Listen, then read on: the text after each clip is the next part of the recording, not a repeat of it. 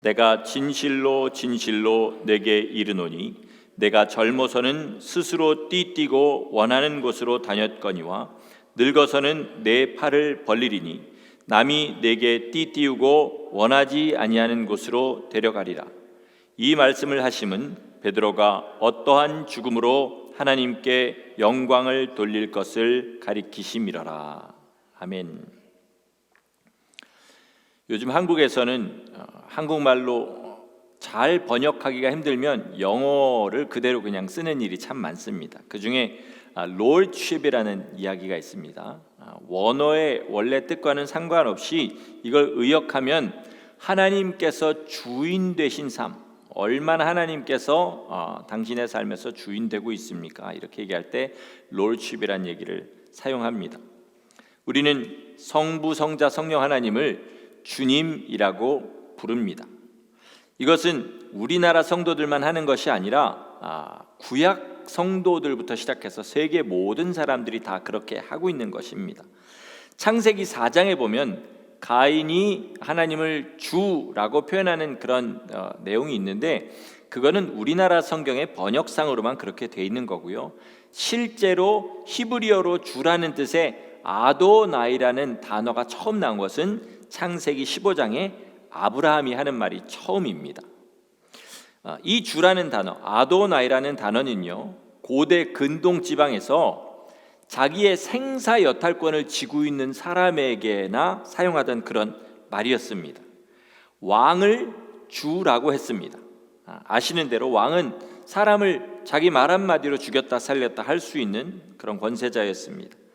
노예가 자기 상전을 주라고 불렀습니다. 당시 노예는 그냥 주인의 소유였지요. 심지어 율법에서도 만약에 주인이 자기 노예를 심하게 때려서 죽게 된다 할지라도 살인죄를 적용하지 않을 정도였습니다. 또 사라가 아브라함에게 그렇게 했듯이 아내가 남편을 주라고 불렀습니다. 여러분, 유다가요, 그 며느리 다말이 행음한 줄 알고 뭐라 그럽니까? 끌어내다가 불사르라 이렇게 이야기하잖아요. 그런 거 기억하시죠? 이렇듯 당시의 사고 방식에서는요, 아내가 자기 본분을 다 하지 않으면 남편뿐만 아니라 남편의 아버지, 그러니까 자기 시아버지에게로부터도 죽임을 당할 수 있었던 때가 그때였습니다. 이것이 주라는 말의 성경적인 의미라면요, 우리가 삼위일체 하나님을 주님이라고 부르는 것은 절대로 말로만 끝나서는 안 됩니다. 그렇죠? 실제 삶의 모든 영역에서 고대 사회에 노예처럼 복종하고 백성처럼 충성하고 아내처럼 자기의 본분을 다하는 것이 있어야 우리가 입술로도 삶으로도 하나님을 주님이라고 고백하는 것입니다. 농부가 소를 가지고 농사를 짓지 않습니까? 그리고 다 농사 짓고 이렇게 한 다음에 소가 더 이상 이제 힘이 없으면 어떡합니까? 죽여서 고기로 먹습니다. 그런다고 너무 비인간적이라든지 비도덕적이라든지 이렇게 욕하는 사람은 아무도 없죠. 왜 그렇습니까? 소는 그 농부의 소유이기 때문에 그렇습니다. 우리도 하나님 앞에 이 소와 같이 온전한 소유가 되는 것이 우리의 복인 줄 믿으시기 바랍니다. 그래야만 주님께서 우리의 진짜 주인이 되시는 것입니다. 애석하게도 삶의 모든 순간에 진짜 하나님께서 그 사람의 주인 되신 그런 사람 요즘 찾아보기가 정말로 어렵습니다. 만약 정말 그 삶으로 하나님께서 주인이심을 외치는 사람을 실제로 보게 되면요, 그 사람을 통해서 많은 사람이 주님께로 나오는 그런 역사가 있습니다. 그래서 주님께서는 사람이 아닌 세대를 책망하실 때도 참 많습니다. 어쩌면 이 시대가 주님께서 책망하시는 그런 입으로만 주님을 주인이라고 부르고 삶으로는 그렇게 하지 않는 그런 세대인지도 모르겠습니다. 왜 그러는지 곰곰이 생각해 봤어요. 잘 보니까 우리 육체적인 삶의 기대치가 너무 높은 거예요. 다시 말해서 적어도 내가 이 정도는 살아야지, 이 정도 대우는 받아야지 라는 그 수준이 물질적으로나 인격적으로나 너무 높은 것을 바라는 거죠, 사람들이. 얼마 전에 성도님 한 분과 대화를 할 기회가 있었어요. 그분은 그냥 이런 뉴욕 뉴저지 지역에서 흔히 볼 수 있는 그 투베드룸 아파트에 사시는 그런 분이었고요. 그분이 뭐라 그러냐면 자기는 지금 이렇게 살고 이렇게 먹는 것이 궁전 같다고 해요. 궁전 같다고. 왜 그러냐니까 대한민국의 가장 어려웠던 시기 1950년대 60년대를 그것도 꽤 어려운 조건에서 그렇게 유년기와 청년기를 보내신 분이었어요. 단칸방에서 온 식구가 살았다 그래요. 그리고 한 집에 그렇게 단칸방에 사는 세대가 5세대가 있었는데, 여러분 잘 아시는 거 퍼세식 화장실 딱 하나 가지고 그 수십 명의 사람이 썼다고 합니다. 그것도 비교적 좋을 때였고요. 어떤 때는 동네에 있는 공중 화장실을 그 전 동네 사람들이 사용하던 그런 때도 있었다고 해요. 그러니까 먹는 거는 얼마나 더 힘들었겠어요. 그죠? 그러니까 그때만 생각하면 그냥 이렇게 서민이 사는 아파트에서 뭐 별 특별할 거 없는 밥과 반찬, 김치 하나, 국 하나 넣고 밥을 먹어도요, 너무 궁전 같다는 거예요. 왜 이야기를 드리냐면요, 삶의 기대치가 높은 사람일수록요, 이 하나님을 제대로 믿기가 어렵다는 것을 보게 되기 때문에 그렇습니다. 이런 경우에 삶의 어떤 부분에서든, 예를 들어서 자기가 당하지 않을 그런 모욕을 당했다든지, 또는 자기의 삶의 수준이 너무 물질적으로 낮아졌다든지, 남들 보기에 추레한 삶을 살게 된다든지, 이러면 하나님을 원망하거나 자기가 저주받고 버림받았다고 생각하는 이런 경우가 너무 많은 거죠. 또 어떤 성도를 보면요, 죄송해요, 목회자 입장에서 왜 하나님께서 저 사람은 더 연단하지 않으실까, 왜 더 삶에 좀 어려움을 주셔서라도 좀 주님 앞으로 더 인도하지 않으실까, 이런 생각을 하게 될 때가 있어요. 그때 제 머리로서 할 수 있는 그 최고의 답은 뭐냐면요, 아마 저 상태가 저분의 최선인가 보다, 더 이상 좋아질 수 없나 보다, 거기서 더 연단하려고 하면 오히려 시험 들어서 믿음이 퇴보할 수도 있나 보다, 이런 생각을 하게 되는 거죠. 하나님은 상한 걸대를 꺾지 않으시고 꺼져가는 등불을 끄지 않으시는 그런 분이시기 때문에 어느 이상의 연단을 주면 오히려 시험 들어서 그나마 있는 믿음도 잊어버릴까 봐 하나님께서 그러시는 것 아닌가 하는 생각을 한다는 거죠. 이건 제 생각입니다. 근데 지금 여기서도 끄떡끄떡 하시는 분들이 있는 걸로 봐서 그렇게 동감하시는 분도 있을 줄 믿습니다. 분명한 건 뭐냐면요, 제가 처음에 롤십이라는 이야기를 드린 것처럼 성도가 가진 신앙의 문제의 90% 이상은 뭐죠? 다 하나님께서 주인 되시지 못한 데서 온다는 겁니다. 오히려 하나님을 대적하는 것들을 실제적인 주인으로 삼고 그렇게 살아가고 있기 때문에 주님의 선하신 뜻이 삶 가운데서 이루어지지 않는 거죠. 우리의 삶은 누가 주인이냐에 따라서 완전히 달라집니다. 이 세상의 삶도 달라지고요, 마지막은 영생과 영멸로 갈라지게 됩니다. 그래서 오늘은 우리가 어떤 잘못된 주인들을 섬기는지, 또 하나님께서 주인 되신 삶이란 어떤 것인지 우리 좀 깊이 생각해 보는 시간을 가지도록 하겠습니다. 첫째로, 흔하게 세상에 썩어 없어질 것들이 우리의 주인이 될 수 있습니다. 하나님께서 주인 되신다는 건 뭐죠? 하나님의 말씀대로 순종하며 산다는 거죠. 그죠? 그게 주인과 종의 관계죠. 그러나 순종을 한다 할지라도 목적이 잘못되면 하나님을 무시하는 결과를 낳을 수가 있습니다. 이제 부모와 자식의 관계를 가지고 좀 설명을 드릴게요. 자녀가 부모에게 순종하는 이유는요, 다른 거 없습니다. 자기 부모이기 때문에 순종해야 됩니다. 그죠? 아이가 순종이라는 말을 알기 훨씬 전부터 그 부모는 온 힘을 다해서 그 아이를 낳아주고 그리고 사랑으로 그렇게 해줬기 때문에 자녀는 부모에게 순종해야 됩니다. 그런데 만약에 아이가 이제 사탕을 먹고 있지 않습니까? 어린아이가. 그럼 부모가 말을 안 들으면 사탕을 뺏어버려요. 그러면 보통 아이들은 생각이 어디에 꽂히죠? 사탕을 다시 먹을 생각만 하게 됩니다. 그래서 부모님 말씀을 듣게 되죠. 그리고 그 방법이 통하는 것을 알게 된 부모는 어떻게 합니까? 그 다음부터 계속 소위 말하는 당근 전법을 쓰게 되는 거죠. 말 들으면 사탕 주고 말 안 들으면 사탕 뺏고. 그렇게 할 때 부모가 원하는 것은 뭐죠? 아이가 사람답게 잘 크는 것이지요. 그거를 원하는 겁니다. 그런데 이 아이가 만약에 평생 사탕에서 게임기로, 게임기에서 자전거로, 자전거에서 자동차로, 나중에는 부모의 유산으로 이렇게 항상 당근이 있어야만 말을 듣는 그런 아이가 된다면 이 아이는 부모의 뜻과는 전혀 다른 아이가 돼버리는 거지요. 많은 성도들에게서 이와 같은 문제를 발견하게 됩니다. 여러분, 우리 세상에 썩어질 것들이요, 이건 우리 목숨까지 포함되어 있는 겁니다. 썩어질 것들은 목자가 막대기를 사용해서 양을 몰듯이 주님께서 오직 그 영원하신 생명으로 우리를 모시기 위해서 사용하는 막대기에 불과합니다. 그래서 설사 우리의 목숨이라 할지라도요, 하나님께서 막대기로 사용하셔서 우리를 영생에만 그렇게 안착하게 하실 수 있다면 우리는 감사하고 또 감사해야 됩니다. 아멘이시죠? 예.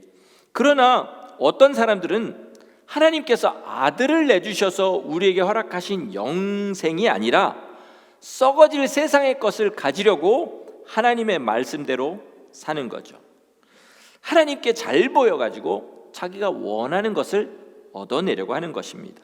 그러면 이때 그 사람의 주인은 뭡니까? 하나님께 잘 보여서 얻어내고 싶은 그게 자기 주인이 돼버린 겁니다. 하나님 그 마음을 아셔요. 그래서 로마서 2장 11절에서 하나님은 사람을 외모로 취하시는 법이 없다, 이렇게 말씀하십니다.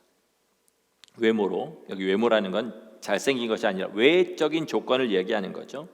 자, 40일 금식을 한번 예로 들어보겠습니다. 40일 금식은 쉬운 일이 아니에요. 특별히 사람 눈으로 볼 때는 그렇죠. 그래서 40일 금식했다 그러면 어떻게 합니까? 벌써 마음으로 저 사람 보통 사람 아니다, 이렇게 생각을 하게 되잖아요. 그런데 하나님 앞에는요, 40일 금식은 그냥 외모에 불과합니다. 하나님께서 보시는 것은 뭐죠? 금식 자체가 아니라 왜 그 금식을 했냐, 이걸 보시는 거죠.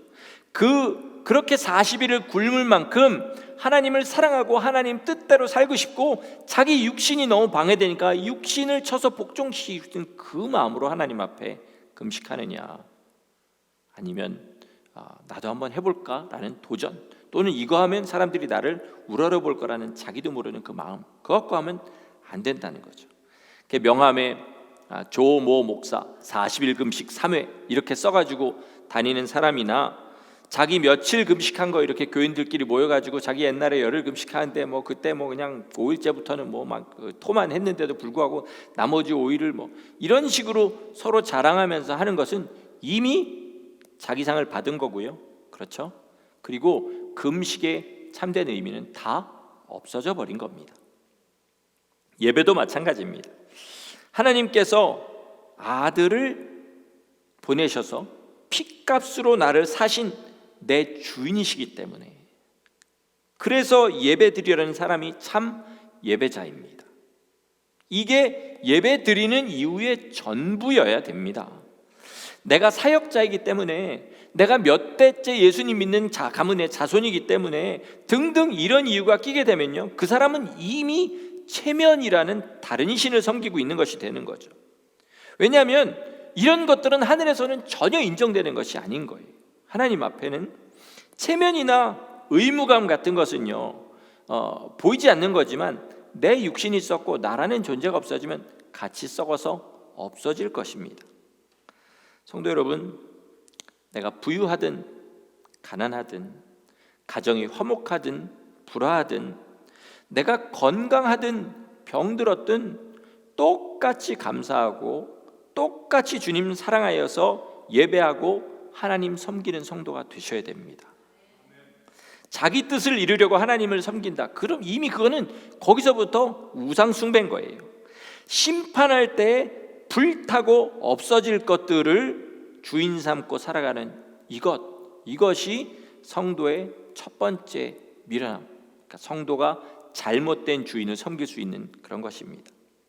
자, 내 주인이 될 수 있는 두 번째는요, 사실은 첫 번째 더 근본적인 이유겠지만요, 바로 자기 자신입니다. 자기 자신. 예수께서 우리 하신 말씀 아시죠? 누구든지 나를 따르려거든 자기를 부인하고 자기 십자가를 지고 나를 따를 것이니라. 여러분 다 외우시는 그런 말씀이잖아요. 자, 그런데 실제로 자기를 완전히 부인하는 사람은 거의 없습니다. 다 나름대로는 한다고 생각하지요. 그러나 신앙의 모든 문제는 어디서 나옵니까? 자기를 부인하지 않는 데서 나오는 거예요. 예를 들어서 부부가 막 싸웁니다. 그럼 이 사람들을 따로 떼놓고 이야기하잖아요. 그러면 둘이 똑같은 얘기예요. 자기는 참는다고 참았다는 겁니다. 근데 실제 싸움은 언제 일어났습니까? 더 이상 못 참을 때 일어나는 거죠. 당뇨가 심하게 걸리지 않습니까? 그러면 술을 마시면 안 된다고 그래요. 그런데 이 술을 마시게 되면 어떻게 되냐면 신체의 일부를 절단하는 그런 일이 생긴다고 해요. 자, 어떤 사람이 그래서 신체의 일부를 절단하게 되었습니다. 그 사람한테 얘기를 들어보면 자기는 참는다고 참았다는 거예요. 그런데 실제로 어디를 잘라내는 이유는 뭐죠? 술을 마셨기 때문인 거죠. 마찬가지로요, 우리가 자기를 부인했다고 생각하는 거는요, 대부분 이런 식의 생각인 거예요. 자기 기준으로 봤을 때는 부인했다는 거죠. 예배에서 은혜 받았다는 것도 마찬가지입니다.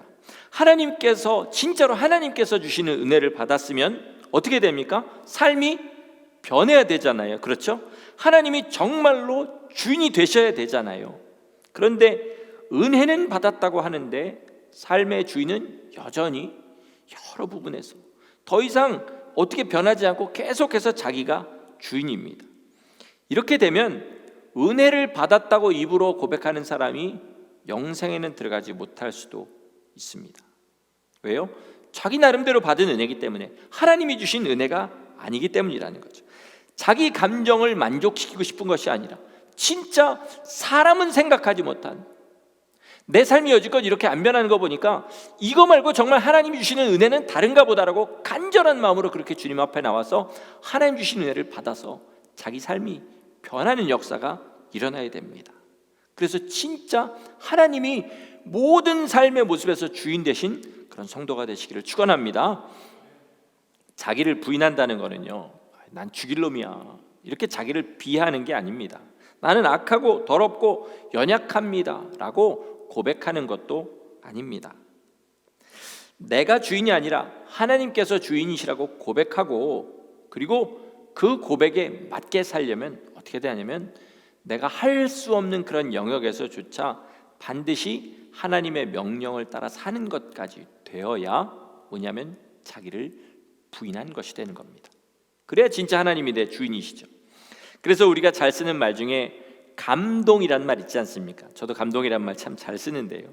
뭐 예를 들어서 감동이 있어서 며칠 금식한다, 감동이 있어서 특별히 헌금한다, 감동이 있어서 뭘 한다, 이런 얘기 하지 않습니까? 그런데 여러분 한번 생각해 보세요. 주인과 종의 관계로 생각할 때요, 세상에 어떤 주인이 종에게 명령하시려고 감동을 줍니까? 그죠? 종을 막 감동시켜가지고 너 이거 좀 해볼래? 막 불쌍한 표정하고 그렇게 하면서 종에게 명령하는 주인이 어딨냐는 것이죠. 그래서 이 감동 우리가 받다라고 흔히 쓰이는 표현을 사도행전에서 보면요, 성령께서 명하사, 하나님께서 명하사, 이렇게 주로 표현이 되고 있습니다. 우리의 삶을 관점으로 얘기하면요, 삶의 모양으로 얘기하면 보통 이 감동받았다는 건 우리 한국말의 우리의 삶의 표현으로 볼 때는 이게 제일 맞습니다. 마음이 내켰다. 우리가 보통 감동이라고 하는 것은 결과로 봤을 때는 그거밖에는 안 되는 거예요. 기분이 내켰다는 거죠. 왜요? 기분이 나쁘면 관둬버리니까. 명령을 받았다는 것이 아닌 거죠. 명령은 기분 나쁘다고 관둘 수 있는 것이 아니기 때문이죠. 자, 성령님께서 명령하시면 자기 기분, 환경, 조건 상관없이 순종하는 이 사람이 누구냐면 하나님께서 진짜로 주인 되신 성도입니다.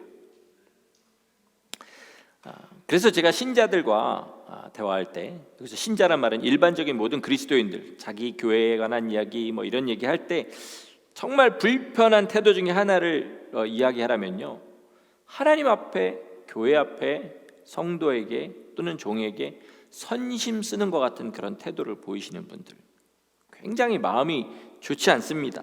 왜냐하면 진짜 하나님이 자기 주인이시면요, 자기께 다 하나님 건데 하나님께 자기에게 온 것이죠. 그러니까 다 잠시 맡아놓은 사람인데 그거를 하면서 그렇게 생색을 낼 수 없는 거죠. 또 자기는 하나님께 받은 거 가지고 조금 했는데 하나님께서 100배, 1000배 영원한 것으로 갚으시는데 그거를 믿는 사람이 어떻게 하나님 앞에 선심 쓰는 것 같이 그런 자세를 볼 수 있겠냐는 겁니다.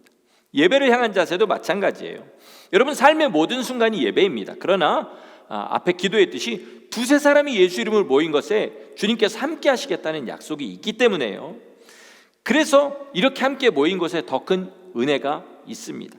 그 은혜를 사모하고 기분이 내킬 때나 생각나면 참여하는 그런 예배가 아니라 비가 오나 눈이 오나 삶에 어떤 폭풍우가 있다 할지라도 사모하는 마음으로 나오는 그 예배가 되어야 됩니다.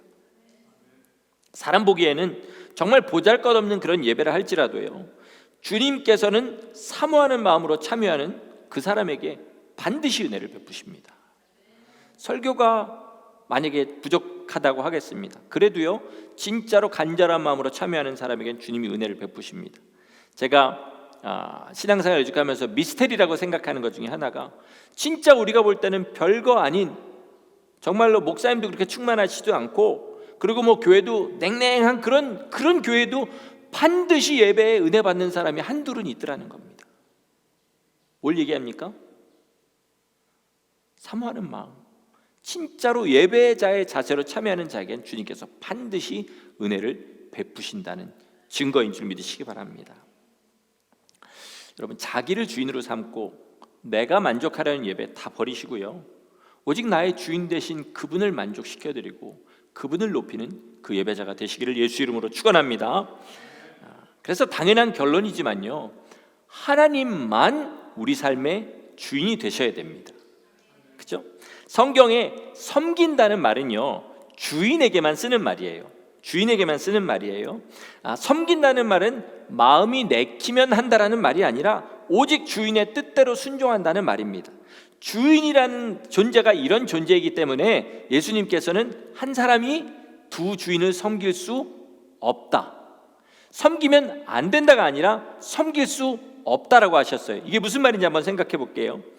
아무리 두 주인을 섬기는 걸 피해 다녀도요, 언젠가는 이 두 주인을 동시에 맞닥뜨린 날이 있습니다. 그죠?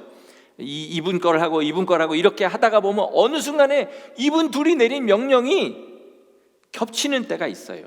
부딪히는 때가 있습니다. 그럼 진짜 주인은 누구예요? 이 둘의 명령이 부딪힐 때 내가 순종하는 그 대상이 진짜 주인이라는 거예요. 그러니까 하나님과 이제 주님 쓰신 건 물질을 겸하여 섬길 수 없다고 했어요. 그런데 물질과 하나님의 뜻이 부딪힐 때 하나님을 택하는 사람, 이 사람이 하나님을 섬기는 사람이고, 물질을 택하는 사람은 물질을 섬기는 사람이라는 이야기를 하시는 거예요. 모든 면에서 똑같습니다. 그러므로 한 사람이 두 주인을 섬기면 안 된다가 아니라 섬길 수 없다는 거예요. 언젠가는 분명히 한 주인을 선택하게 되어 있다는 것입니다. 이런 그 순간들을 어떤 하나님이 주시는 시험이라고 볼 때요, 이거에서 하나님을 선택하는 사람은 어떻게 됩니까? 하나님과 더 가까워지죠. 믿음이 한 단계 더 성장하게 됩니다. 이거는요, 오직 주님께서 내 주인 되신 만큼만 할 수 있습니다. 한 번, 두 번은 사람들 눈을 의식해서, 그리고 어떤 괜히 자기의 어떤 성취감을 생각해서 한 번, 두 번은 할 수 있어요. 그러나 그렇게 해도요, 자기 믿음이 아닌 것, 주님이 주인 되셔서 하지 않은 일은 언젠가 다시 제자리로 돌아옵니다. 오직 우리가 주님을 향한 그 마음만큼만 진짜로 주님 앞에 살 수 있는 것입니다. 제가 처음 시작할 때 히브리어로 주님이 뭐라 그랬죠? 아도나이. 헬라어, 신약 성경에는 헬라어로는 큐리오스라고 합니다. 그런데 또 성경이 다른 언어로 여지껏 쭉 왔었는데 라틴어로 돼 있었죠. 라틴어의 주님은 도미네입니다. 도미누스, 뭐 여러 가지 표현을 쓰죠. 이 단어를 사용한 그림, 소설, 우리가 잘 아는 영화가 있습니다. 뭐죠? 오늘 본문과도 관련되어 있는 쿠오바디스 도미네라는 그런 영화가 있었습니다. 전성을 따르면 네로 황제의 그 박해가 극심할 때 베드로 사도도 그 로마에 있었습니다. 근데 성도들이 사도여 당신은 여기서 죽으면 안 됩니다. 막 만류해가지고 베드로를 그곳에서 내보냅니다. 로마에서. 자, 도시 밖으로 나가는 그 길에서 베드로가 예수님을 만나게 돼요. 환상으로 예수님이 나타나신 거죠. 베드로가 너무 감격해서 주님 앞에 절을 하는데 주님은 베드로를 보시지 않고 그냥 지나가십니다. 그 주님께 베드로가 묻는 말이 쿠오바디스 도미네, 주여 어디로 가시나이까? 주님께서는 돌이키셔서 슬픈 눈으로 베드로를 바라보시면서 나는 로마에 다시 십자가에 박히러 간다, 이렇게 대답하셔요. 이걸 더 풀어서 이야기하면 내가 버리고 간 내 양들을 위해서 나는 다시 십자가에 못 박히러 간다, 이렇게 말씀하시는 거예요. 이제 베드로는 갈래길에 서게 되었죠. 가던 길을 계속 가면 살 것이고 다시 로마로 돌아가면 죽을 겁니다. 그런데 베드로는 여기서 두 번 생각하지 않아요. 그리고 로마로 가게 됩니다. 그 이유는 그가 여지껏 예수 그리스도를 주인 삼고 살아왔던 그 삶, 그리고 주님을 향한 진실한 사랑이 있었기 때문에 그렇습니다. 그리고 이것이 오늘 본문에서 이야기하신 내가 나중에는 원하지 않는 곳에 팔을 벌리고 띠뛰어서 그렇게 가게 될 것이라고 하신 그 말씀이 이루어지는 것이었습니다. 베드로는요, 내가 젊을 때 3번이나 주님을 부인했는데 이번에도 또 주님께서 십자가에 달리시게 할 수는 없다면서 로마로 발걸음을 돌립니다. 이때 베드로의 나이는 70대였어요. 노구죠. 그럼에도 불구하고 감히 주인께서 달리신 그 십자가에 종인 내가 똑같은 자세로 달려 죽을 수 없다. 그리고 거꾸로 자기를 못 박아달라, 이렇게 부탁을 해서 실제로 거꾸로 매달아서 죽게 됩니다. 여러분, 베드로가 3번 주님을 부인할 때도요, 그리고 바로 이 장면에서도요, 주님은 베드로를 꾸짖지 않으십니다. 꾸짖지 않으셨어요. 그저 조용히 슬픈 눈으로 바라보시면서 잔잔한 목소리로 이야기하셨어요. 여러분, 자녀를 상대로 화내 보신 적 있으시죠? 어릴 때는요, 부모가 화내면 말을 듣습니다. 말 안 들으면 맞을까 봐 그러는 거죠. 그러나 장성한 다음에는요, 부모가 자기 잘못을 가지고 이야기를 해도 버럭 화를 내지 않습니까? 그러면 인정하지 않는 경우가 많아요. 감정이 상하니까. 부부싸움도 그래서 나는 경우가 참 많은 거죠. 그러나 자녀의 마음에 부모를 진짜로 공경하는 마음이 있으면요, 그저 부모가 조용히 한마디 한 것에 큰 부담을 가지고 그리고 순종하게 됩니다. 마찬가지로 우리 주님께서도요, 성숙한 자녀들, 진짜 당신을 사랑하는 그 자녀들에게는 화내지 않으시고 소위 우리 잘 쓰는 표현으로 매를 때리지도 않으십니다. 베드로에게 하신 그 표현처럼 그저 슬픈 눈으로 바라보시면서 한마디만 해도 주님을 사랑하는 성도는 자기 목숨을 주님께 드립니다. 시간이 지나도 성숙해지지 않는 성도는요, 주님께서 때려도 말 안 듣습니다. 여러분, 우리 아직 기회 있을 때 그저 주님께서 조용히 하시는 그 한마디, 성경에 그저 한 줄 써 있는 그 말 한마디를 읽고도 마음이 찔려서 주의 뜻대로 사는 그런 성도가 되시기를 축원합니다. 우리가 여기서 한 가지 더 생각해 봐야 될 것이 있는데, 그건 뭐냐면, 그럼 베드로가 이렇게 거꾸로 십자가에 못 박혀 죽어서 실제적으로 유익을 가장 많이 받은 건 누구냐는 거죠. 주님이신가요? 아닙니다. 베드로 자신이었다는 겁니다. 베드로는 주님을 사랑하는 마음으로 로마로 돌아갔어요. 그리고 자기는 종이기 때문에 주님처럼 그렇게는 죽을 수 없다 그래서 거꾸로 십자가에 못 박혔어요. 누가 그런데 이 일에 가장 큰 유익을 받았냐면 베드로라는 거죠. 주님께서는요, 베드로 안에 있는 주님을 향한 사랑을 보셨고요, 그 사랑이 가장 아름답게 열매 맺을 수 있는 길로 인도하셨습니다. 그는 그저 주님을 사랑하고 존경하는 마음으로 그 모진 고통 당하고 죽어갔지만 그 일로 어떻게 됐습니까? 영원한 하늘나라에서 가장 큰 복을 영원히 누리는 사람 중에 하나가 되었습니다. 무슨 말이냐면요, 하나님은 우리가 우리 삶의 모든 것을 다 맡길 수 있는 그런 완벽한 주인이라는 사실입니다.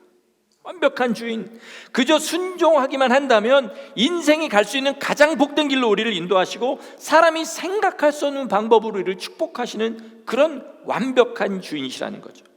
이 땅에서 평안을 주시는 것도, 어려운 시간을 주시는 것도 오직 그 종을 위하고 사랑하시는 마음으로 주신다는 겁니다. 정말 여러분, 여기 계신 분들, 그리고 지금 온라인으로 예배를 함께 하시는 분들은 영생을 사모하시는 분들인 줄 믿습니다. 그런 영생을 사모하시는 분들 중에 참 베드로 말년 참 지저분하게 꼬였네, 하필이면 죽어도 그렇게 죽었어, 아유 찢찢찢, 이렇게 하시는 분이 있습니까? 바울을 보면서 세상에 살아도 그렇게 모질게도 고생하면서 살았을까, 너무 불쌍하네, 이렇게 생각하시는 분이 있냐고요. 영생을 사모하시는 분 중에. 그죠? 부러울 따름이지요. 부러울 따름 아닙니까? 나도 그렇게 하면 얼마나 좋을까. 하지만요, 이들이 그런 삶을 살 수 있었던 것은요, 그들의 능력이 있어서가 아니라는 사실을 우리는 분명히 알아야 됩니다. 그들의 주인 되신 그 주님, 우리의 주인도 되실 수 있는 그 주님, 그분께 순종하고 그 길을 따라갔더니 그 영광스러운 마지막을 맞이하게 되었다는 것을 믿으시기 바랍니다. 자, 우리도 얼마든지 할 수 있습니다. 자, 마지막으로 제가 여러분께 질문하고 싶습니다. 지난 한 주간만 그냥 돌아보세요.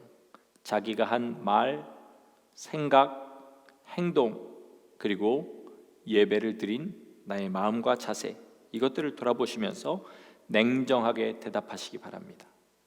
당신의 주인은 누구입니까? 이 질문에 나의 주인은 오직 날 위해서 십자가 모진 고난 당하신 예수 그리스도 한 분이십니다. 이렇게 입술과 삶으로 대답할 수 있는 복된 성도들 되시기를 예수 이름으로 간절히 축원합니다. 아멘. 기도하시겠습니다.